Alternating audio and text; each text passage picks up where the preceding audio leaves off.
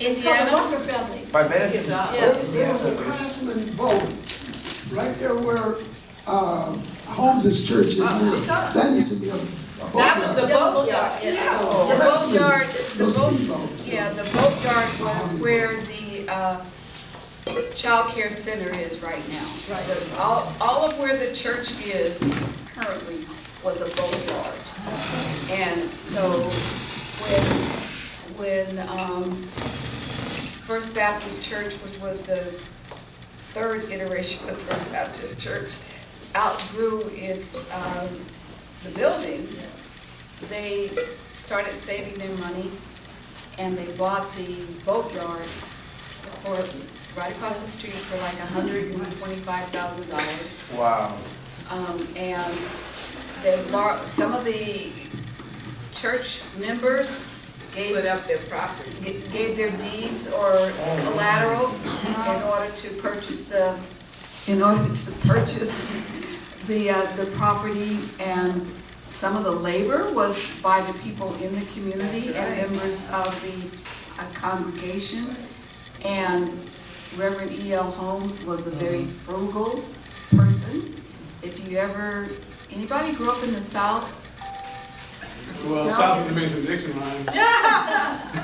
Okay, south of Mason-Dixon. Well, anyway, Reverend Holmes used to be a principal. Yes, he was a very, very strict principal.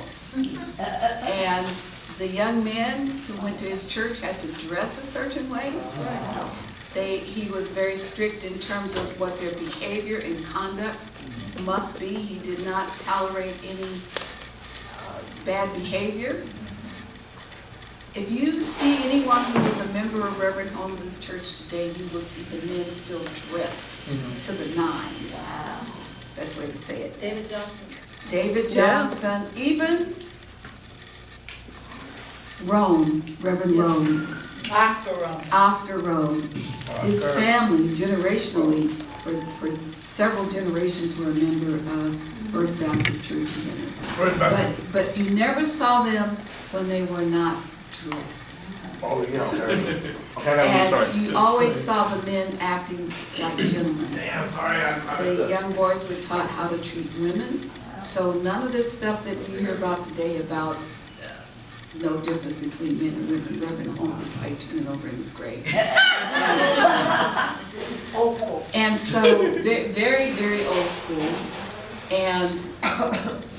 But he was very frugal. And that church was paid off within less than 10 years. Whatever happened to the old church? The old church was sold to another church in Los Angeles. It is still standing. It is on 104th and Main Street in Los Angeles. I was in that church because Dennis Moore is assistant pastor at that church.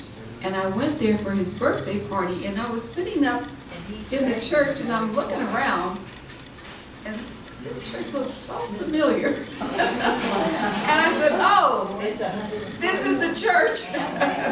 This is the church. So they have modernized some things, but it's the church. Paul R. Williams. Yes. Yes. So Paul Williams was the architect for that church. And strangely enough, the architect for the existing church, his last name was also Williams, George Williams, but he's not related. But because I did some research to find out more about him, he was an architect that built another church in the city of Long Beach that is structured quite similarly as the First Baptist Church of Venice. And that church is still functional with members and people attending that church. And George Williams also built luxury homes in the hillsides of Pasadena. Pasadena. He probably also built homes in Altadena, but these particular homes were luxury homes in the hillsides of Pasadena. And so it was written up in the newspaper. So I was just wondering if any of those homes were a part of the homes that were caught up in the fire. I don't know. But, so the current property, First Baptist Church of Venice, was first occupied in August of 1968, after we completed that building.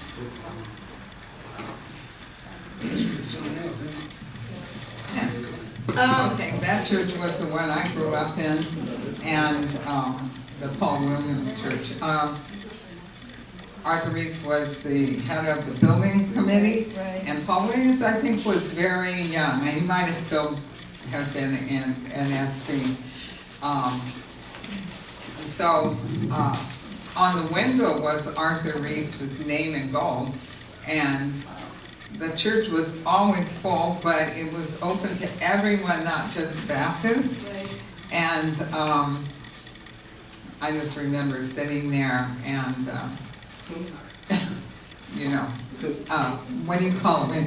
Feeling the Spirit. Yes. This lady was screaming, and my grandmother She got said, the "Oh, Holy Ghost. Yeah. she has the Holy Ghost." And I'm going, "Oh, really?" So grandmother gave me some, you know, handkerchiefs and some things to fiddle with, so I wouldn't be distracted. Because it sounded like she was dying, you know. Yeah. But then on the weekend, we would clean the church. So I remember where they, you know, pour water on you to baptize you. I just remember the well. They made the well with cement in the church.